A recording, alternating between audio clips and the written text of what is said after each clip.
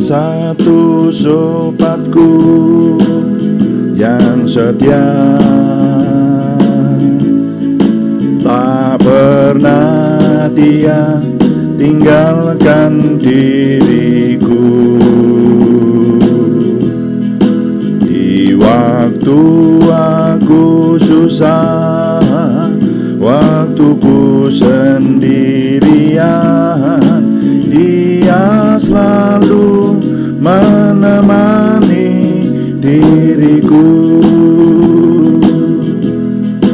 Namanya Yesus, namanya Yesus, nama Yesus yang menghibur hatiku.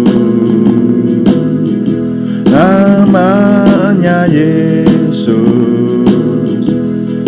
namanya Yesus, nama Yesus yang menghibur hatiku. Nama Yesus yang menghibur hatiku.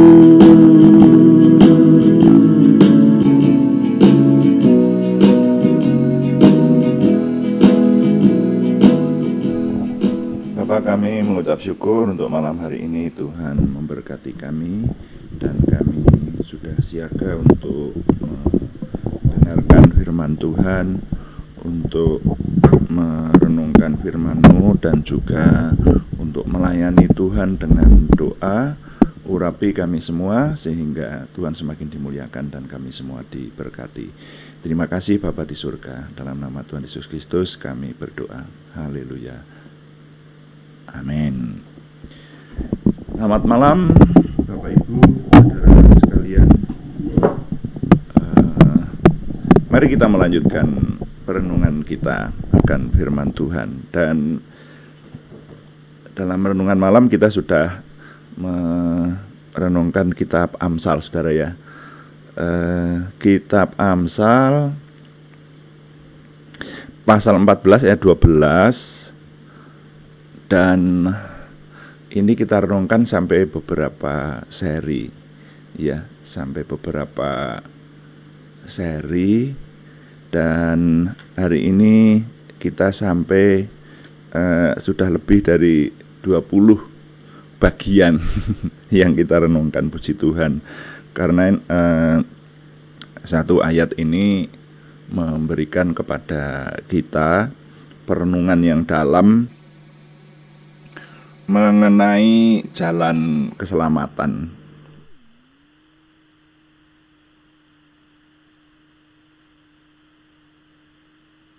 Dan juga keberadaan yang maha kuasa. Nah, mari kita kembali membaca Amsal pasal 14 ayat 12. Firman Tuhan berkata, ada jalan yang disangka orang lurus tapi ujungnya menuju maut. Nah, itu kan firman itu mengingatkan kepada kita harus jangan sampai salah dalam hal menyembah yang maha kuasa. Karena sekali lagi yang maha kuasa itu di dunia ini ada banyak. Ini loh yang sepertinya kok kita di lingkungan kekristenan belum banyak yang merenungkan akan hal ini. Ya, saya selama ini belum menjumpai, betul, saya ingat-ingat belum menjumpai seseorang yang berkhotbah atau mengajak merenungkan semacam ini. Lebih banyak pendalaman soal iman, tapi kalau memikirkan cukup luas bahwa apakah Yesus yang kita sembah secara iman Kristiani, ya, iman Kristiani itu menyembah sentralnya kepada Yesus Kristus, itu dikritisi sedemikian rupa, lalu pertimbangannya dibandingkan dengan bahwa di dunia ini ada banyak Allah, ada banyak Tuhan, nah maksudnya banyak yang maha kuasa. Itu jarang kita lakukan, sehingga terus terang saja saya seringkali prihatin kalau melihat terutama orang-orang muda gitu ya, karena perjodohan, karena alasan-alasan apa, pekerjaan. Yang saya banyak lihat itu perjodohan pekerjaan, pergaulan gitu. Itu orang begitu mudahnya berpindah keyakinan ya. Nah, sehingga sepertinya kok untuk merenungkan yang maha kuasa itu belum ada ya ini pengamatan saya sih. Bukan penelitian secara ilmiah, secara umum hanya saya melihat yang di sekitar kita ini saja. Orang itu berpindah keyakinan itu begitu mudahnya. Ya coba kita lihat aja di sekitar Anda sekalian, apakah terjadi semacam itu. Kalau saya banyak melihat gitu. Kalau saya melihat itu seringkali saya jadi sedih. Ya kok gampang banget ya orang di ya, tapi ya itulah ya kalau kalau kita melihat sejarah umat pilihan Tuhan, memang ya meninggalkan Tuhan itu rawan banget gitu ya, banyak cobaannya, banyak godaannya orang untuk meninggalkan Tuhan. Ya saya rasa terlalu dalam kalau saya nanti membahas ini secara rinci, tapi setidaknya yang muncul di permukaan bahwa semestinya kita memikirkan orang kalau menyembah kepada Tuhan itu jangan sampai menyembah Tuhan yang salah, karena di dunia ini ada banyak keyakinan yang ditawarkan. Nah pertanyaannya, kita secara pribadi mari memikirkan supaya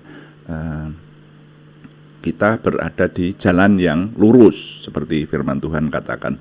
Jangan sampai kita wah sudah ini pasti sampai masuk surga gitulah, keyakinan yang ini. Nah ini harus ada akar yang kuat gitu untuk memilih satu keyakinan yang sampai kepada Tuhan. Nah, kemarin kita sudah menekuni pribadi Yesus Kristus ya. Jadi kenapa kita memilih Yesus Kristus? Karena keyakinan ini, pemahaman saya waktu itu berbeda dengan yang lain.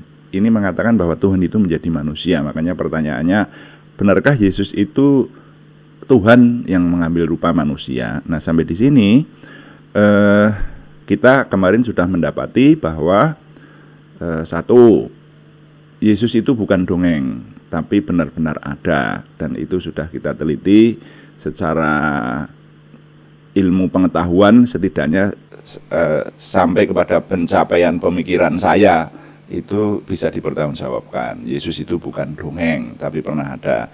Lalu yang berikutnya, apakah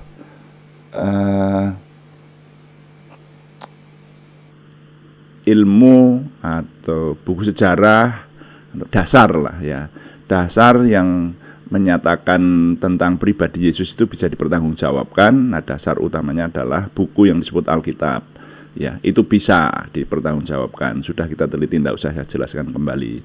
Nah sekarang yang berikutnya ini yang sedang kita renungkan adalah apakah Yesus itu benar-benar Tuhan yang mengambil rupa manusia, itu alasannya apa gitu. Nah kemarin sudah kita renungkan bahwa Yesus itu sebagai manusia, Yesus itu manusia sejati, dipercaya sebagai manusia sejati, tapi dia juga Tuhan sejati. Nah sehingga ini yang sekarang sedang kita renungkan. Nah alasannya apa, atau dasar-dasar yang kuat ke arah itu apa? Kita teliti kemarin bahwa sebelum kelahirannya sudah banyak dinubuatkan. Jadi kitab suci ini memang buku yang luar biasa, yang dapat kita percaya, yang kredibilitasnya teruji, saudara. Saya kalau bilang begini ini, saya berani mempertanggungjawabkan, sudah kita renungkan ya. Nah, kalau orang lain mencemooh itu bisa saja, itu kan memang di dunia ini isinya saling mencemooh. Tapi kalau mencemooh tanpa dasar, itu saudara tidak usah khawatir. Kalau keyakinan kita ini dicemooh orang, itu tenang saja ya, tetap memilih satu yang benar, amin. Nah lalu kemarin yang terakhir kita sampai kepada bahwa Tuhan Yesus itu sebagai Allah yang mengambil rupa manusia menampakkan mujizat-mujizat. Mujizat yang pertama kemarin adalah air menjadi anggur di desa Kana, di sebuah perkawinan. Nah sekarang yang berikutnya saya mengajak saudara melihat di Matius pasal 9, saudara. Tuhan Yesus memberikan bukti lagi bahwa dia membuat mujizat, saudara ya. Dan mujizat itu saya menyebutnya mujizat yang ilahi, bukan mengada-ada ya, bukan untuk pameran juga, bukan untuk pamer kekuatan atau kesaktian, bukan begitu. Tapi ilahi. Kenapa disebut ilahi? Ilahi itu sifatnya kealahannya kuat. Dia kalau membuat mujizat itu hampir 100% itu menolong umat manusia. Memang datang di dunia ini untuk menyelamatkan umat manusia. Jadi bukan sekedar membuat tanah lalu disabda menjadi burung begitu, itu tujuannya apa kalau semacam itu, seperti itu ya. Tapi menolong umat manusia. Coba lihat ini satu lagi ya bukti yang kali ini kita akan melihat lagi satu bukti bahwa Yesus itu Tuhan yang mengambil rupa manusia yang memberikan bukti kuasanya. Judulnya orang lumpuh disembuhkan, Matius pasal 9 ayat 1 sampai selesai. Saya baca untuk saudara. Sesudah itu naiklah Yesus ke dalam perahu lalu menyeberang, kemudian sampailah ia ke kotanya sendiri. Jadi rupanya ini di seputaran Galilea. Lanjut ayat 2. Maka dibawa oranglah kepadanya seorang lumpuh yang terbaring di tempat tidurnya. Ketika Yesus melihat iman mereka, berkatalah ia kepada orang lumpuh itu, percayalah, hei anakku, dosamu sudah diampuni. Maka berkatalah beberapa ahli Taurat dalam hatinya, ia menghujat Allah. Tetapi Yesus mengetahui pikiran mereka lalu berkata, mengapa kamu memikirkan hal-hal yang jahat di dalam hatimu? Manakah lebih mudah mengatakan dosamu sudah diampuni, atau mengatakan bangunlah dan berjalanlah? Tetapi supaya kamu tahu bahwa di dunia ini anak manusia berkuasa mengampuni dosa. Lalu berkatalah ia kepada orang lumpuh itu, bangunlah, angkatlah tempat tidurmu dan pulanglah ke rumahmu. Dan orang itu pun bangun lalu pulang. Maka orang banyak yang melihat hal itu takut, lalu memuliakan Allah yang telah memberikan kuasa sedemikian itu kepada manusia. Nah, jadi ini kan satu lagi ya, membuktikan bahwa ada hal luar biasa yang dilakukan oleh manusia Yesus Kristus. Jadi ini menohok banget ini peristiwa ini, karena Tuhan Yesus ketemu orang lumpuh, lalu yang dikatakan pertama kali, jangan takut ya, dosamu sudah diampuni. Ini jadi kitab Matius itu memang dikenal sebagai kitab yang banyak menyatakan kealahan Yesus, keilahian Tuhan Yesus, itu tepatnya seperti itu ya. Jadi percayalah, hei anakku, dosamu sudah diampuni. Jadi disuruh percaya itu. Dan dia disebut, hei anakku, ini pemuda umur 30 tahun loh. Tapi kepada seorang lumpuh, ini mestinya orang dewasa ini. Percayalah, hei anakku. Kenapa? Semua manusia itu yang mengadakan, yang menganake. Makanya disebut anakku gitu itu. Karena sing anake siapa? Yang mengadakan siapa? Yang menciptakan Tuhan. Jadi dia itu berlaku. Kemarin waktu kepada Ibu Maria, dia terjemahan yang bukan terjemahan baru berkata bukan hei ibu, tapi hei perempuan gitu. Karena apa? Tuhan menampakkan kuasanya. Seperti itu. Nah, di sini juga ya, percayalah hei anakku, dosamu sudah diampuni. Tapi orang-orang Farisi, waduh, dia menghujat yang maha kuasa ini, karena kok mengampuni dosa, ini gimana manusia kok mengampuni dosa. Tapi Tuhan Yesus kemudian menampakkan kuasanya dan berkata, mana lebih mudah mengatakan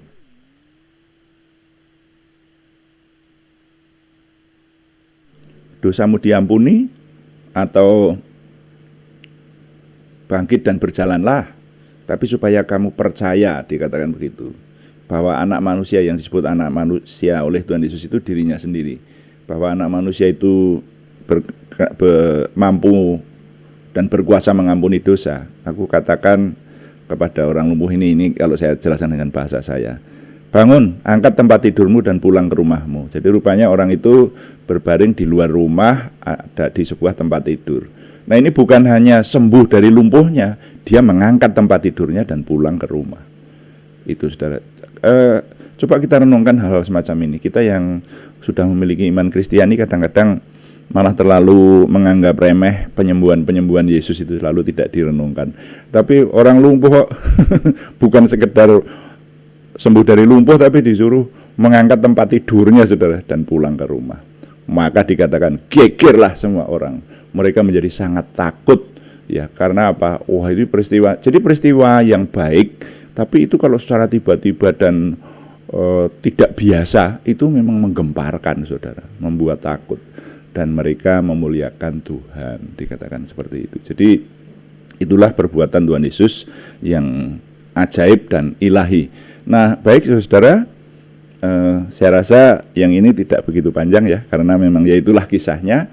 Jadi sekarang kita catat aja bahwa Tuhan Yesus itu menampakkan diri menjadi manusia, ya, mengambil rupa manusia, dan dibuktikan dengan kuasanya yang ajaib dan ilahi. Dan bukan hanya ini, nanti ada beberapa saya ingin ketengahkan untuk kita ingat ya, beberapa ke depan ini di renungan-renungan malam yang akan datang. Kita masih akan merenungkan supaya kita ini memiliki dasar yang kuat kalau percaya bahwa Tuhan itu ada dan Tuhan itu kita kenal dalam nama Tuhan Yesus Kristus. Tuhan dipuji, amin. Mari kita melayani Tuhan dengan doa. Saudara, ada nama-nama, ini ada nama tambahan. Dan ya, mari nanti kita doakan di hadapan Tuhan.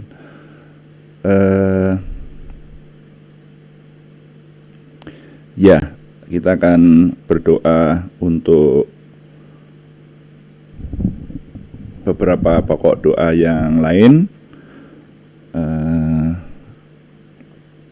Berdoa syafaat untuk hal-hal umum, tapi juga nama-nama terutama yang menghendaki kesembuhan ini bertambah lagi dalam minggu ini. Jadi saudara, kalau ada tambahan silahkan saudara disampaikan ya, yang masih ingin didoakan. Karena kalau tidak ada, kalau hari Senin itu tidak ada konfirmasi kepada kami, ya kami tidak menyebut lagi, supaya yang dulu itu pernah jadi namanya banyak banget itu, tapi kami nggak tahu apa sudah sembuh atau belum dan seterusnya. Tapi sekarang ini puji Tuhan dan terima kasih kepada teman-teman yang sudah mengabarkan kepada kami keberadaan Anda, sehingga yang memang masih perlu didoakan, tapi kalau yang sudah sembuh atau yang tidak pernah mengikuti persekutuan ini dan pokoknya tidak tahu kabarnya sama sekali, ya tidak kami sebut namanya.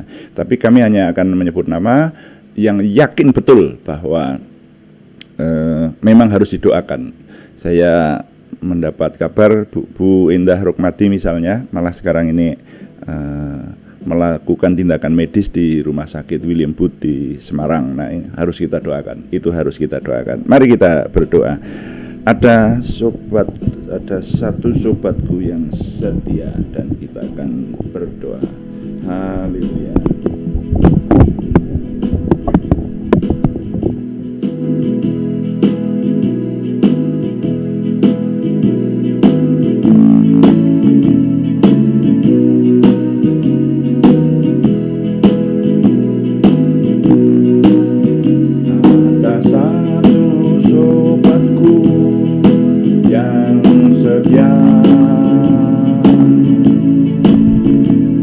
Pernah dia tinggalkan diriku di waktu aku susah, waktuku sendirian. Dia selalu menemani diriku. Namanya Yesus, namanya Yesus, nama Yesus yang menghibur hatiku. Namanya Yesus, namanya Yesus, nama Yesus yang menghibur hatiku.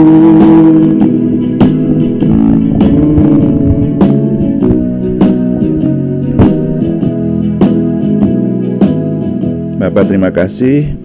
Tuhan senantiasa memberkati kami. Terbukti hari ini tetap kami boleh datang kepada Tuhan, merenungkan firman Tuhan, dikuatkan oleh pemahaman akan rahasia ilahi bagi kami untuk meraih kemenangan hidup dan bahkan sekarang melayani Tuhan.